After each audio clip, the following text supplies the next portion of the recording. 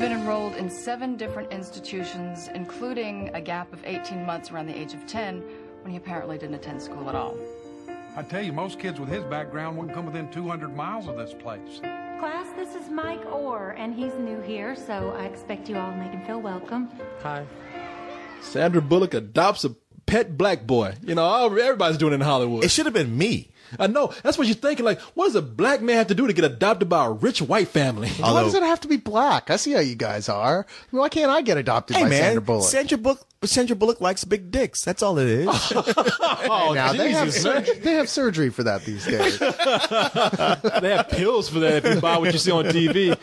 But no, that's what it seemed like in this movie. Is the trailer seemed like the only thing that's missing from the trailer in this movie is that Sandra Bullock isn't walking this Negro around on a leash somewhere. Yeah. I mean, well, let's face it. If you've seen the trailer for this movie, you've seen the movie. Well, and to a certain extent, because while the movie isn't offensive in the way we thought it was going to be, it was not. It was not. But you watch the trailer, and the trailer, your instinct is to jump on, okay, this is kind of offensive right from the get-go. The idea of this poor black kid from the slums, and the rich white woman pulls him up and kind of, you know, makes him her like pet black guy. Like, Yeah. hey, I'll take care of you. Don't worry. The only thing you needed all along was a white family to show you how to do things. That's what it seemed like. It seemed like she'd be eating lunch with her friends, and she'd be like, you know, Angelina Jolie and Tom Cruise have one. Yeah. I've just got my own black kid this year. And, it's like, And he can nah. play football.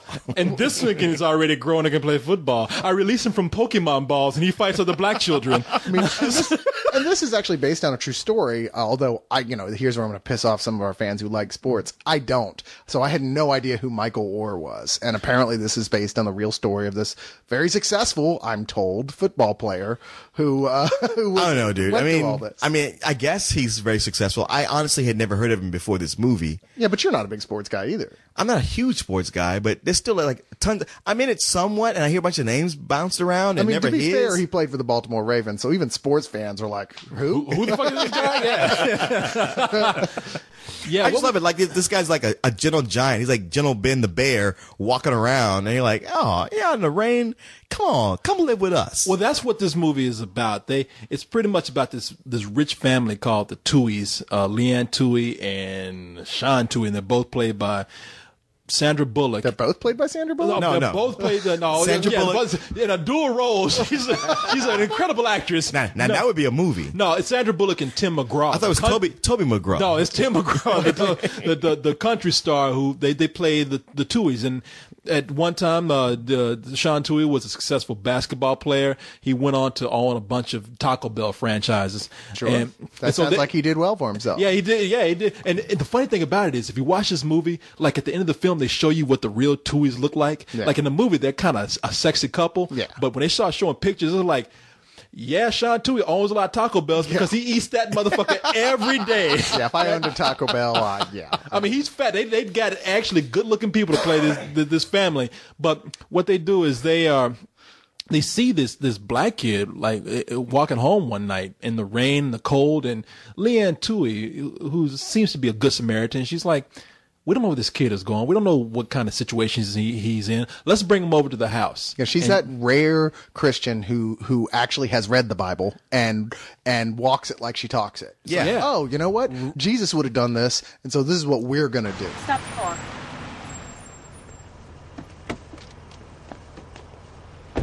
Big Mike.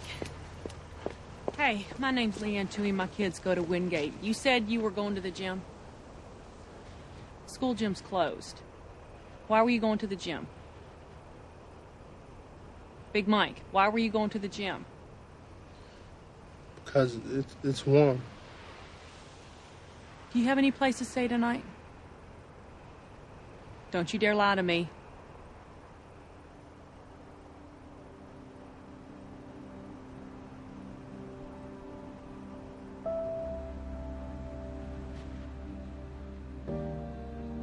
Seen that look many times. She's about to get her way. Come on. Come on. SJ, make room. Get inside. Come on. and you know they got to be good because they're Republican too. Like most Republicans have been like, it's a Negro, keep going. Right. I'm sure he's going to get his welfare check. And I'm sure he's buying a crack rock. It's an interesting pick up his fact food you may stamps. not have known about Jesus. They decide to not adopt. I'm jumping way ahead of this. So now they decide to bring him home for one night because he has nothing to do. But as he stays, they pretty much find out this guy, he's a really sweet kid. I mean, he's big and he's not very, on the outside, not very smart, but it's obvious he has nowhere to go. Oh, it's Low Clef. And look, you know what? It's funny because this guy looks like a less good-looking member of ours on Spill, which is a guy named Low Clef. We love Low Clef. Yeah, we do, but he did look like him. You got to admit. He did look a little bit like him. That's That's what I was true. thinking to the whole movie.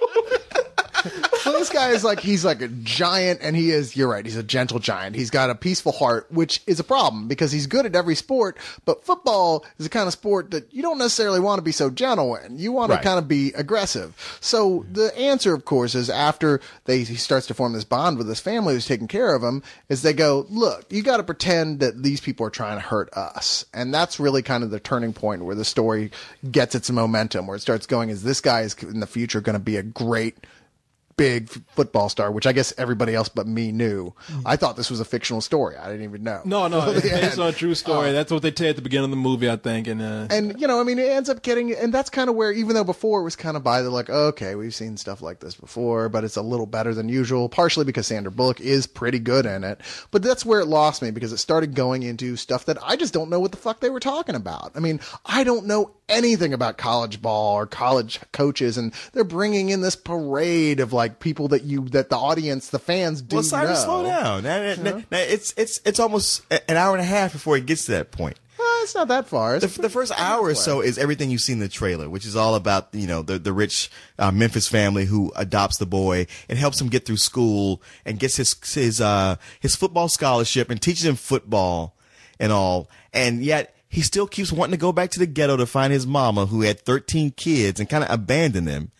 And I mean, the only crackhead mother. His crackhead mother. Yeah. And what I love is there's a point when, okay, there's no real conflict in the movie other than how can we get this boy to talk and get his grades up so that he can play football?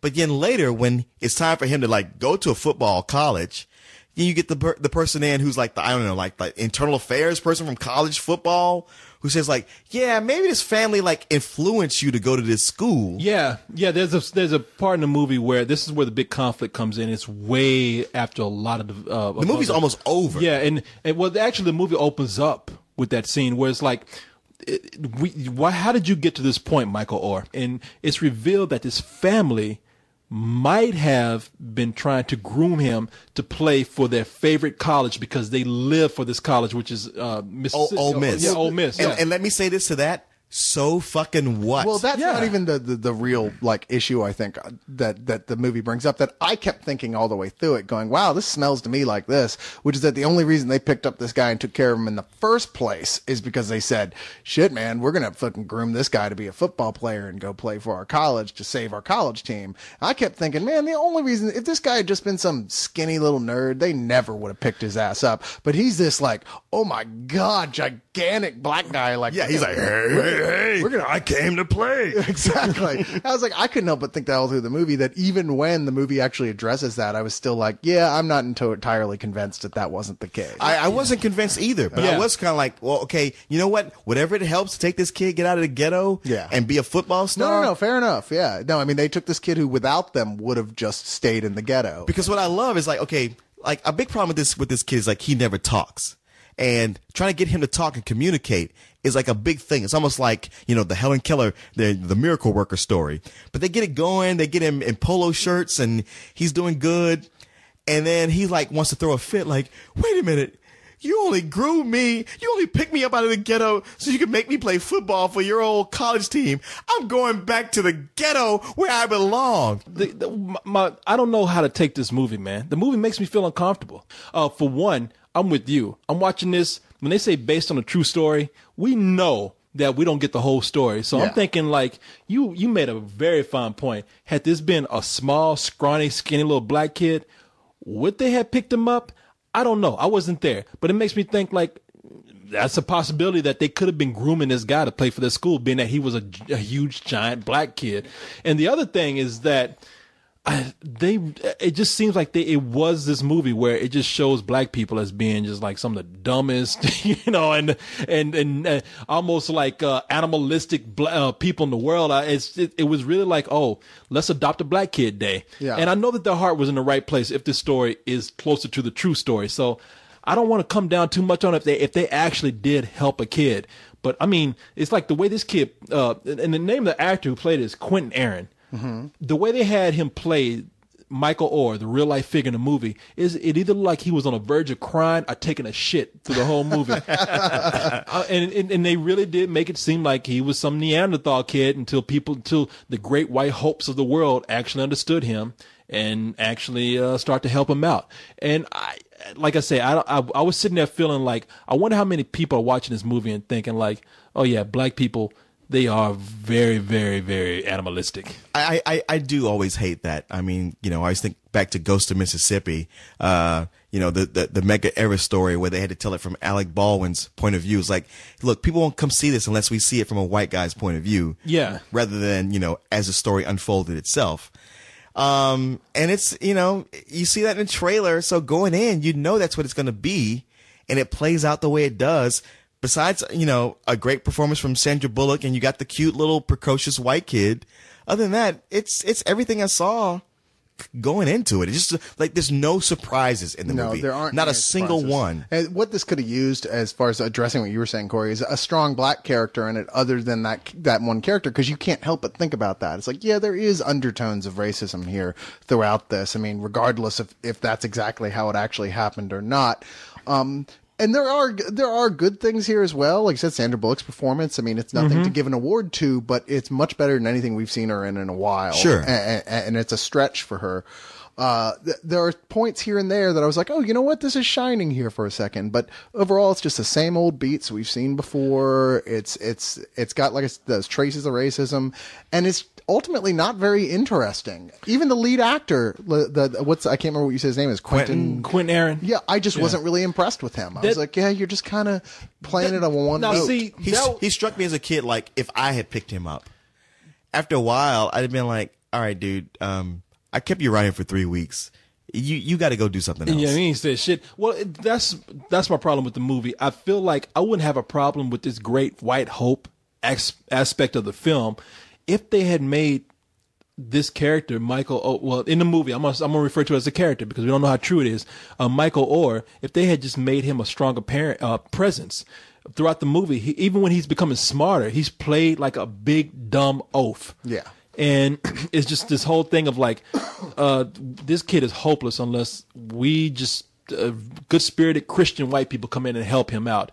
They never show this part of him where they say this kid can learn, but we never get that side of that guy. We really don't. Yeah, we just show him as being like this really polite dumb kid. I mean, all that being said, this is directed at a crowd that's not us.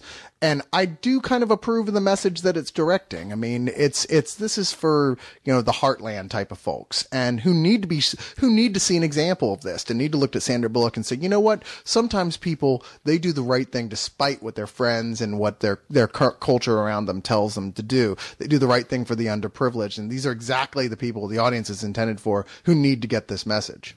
And yeah, and it says to them like, hey, adopt a big black teen. Sure, why not? Even if you have a young daughter who's the same age. Yeah, because he won't try to fuck her.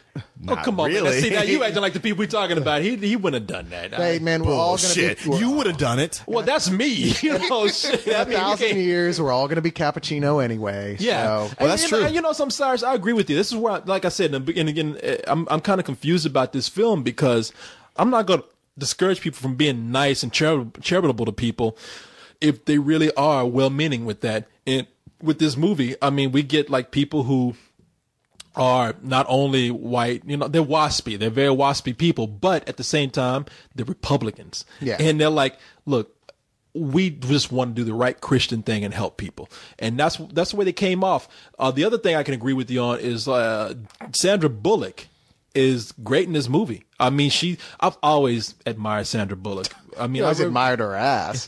well, that's part of it. You goddamn right. That's part of it. And let's not just stop with the ass. Let's go up to the rack too. But I've always admired her as one of the smartest actresses. Her and Drew Barrymore, I think, are some of the smartest actresses in Hollywood. They knew what to do. They knew, like, not only to be great in front of the camera, but also be great behind the camera.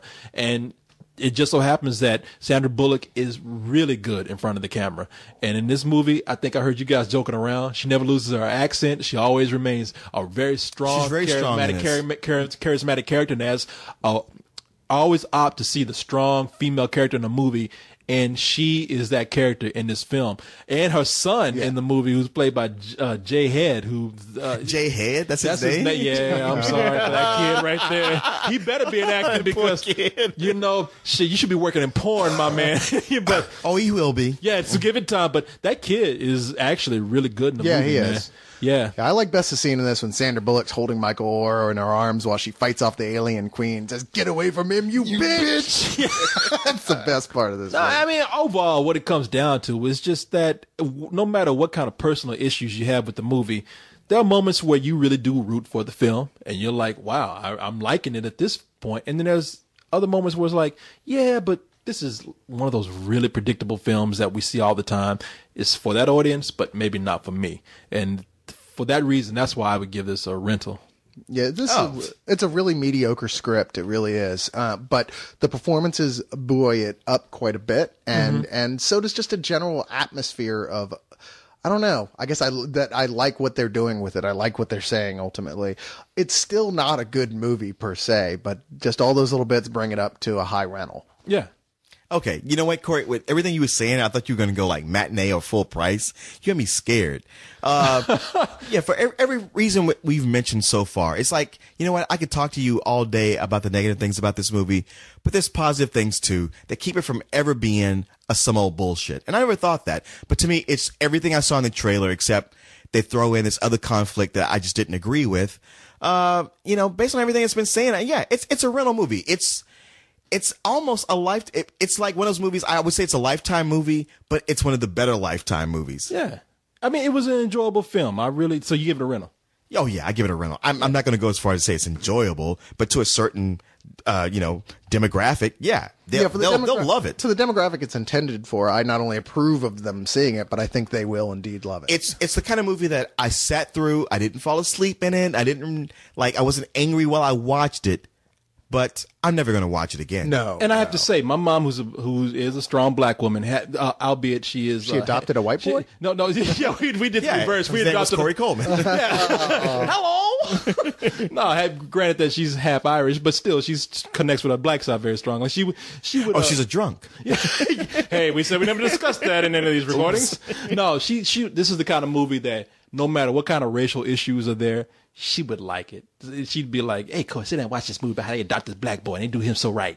I mean, that's the kind of movie that she would like. So, yeah, that would be her kind of See, that's fucked. Because if I was to adopt a 19-year-old white girl, people would have a problem with that. Yeah, but it's what you're doing to that white girl that people would have a problem with. Once I adopt her, that's my business. I paid the money. I'm leaving now. Now you're changing that boy's life. No. He's changing mine.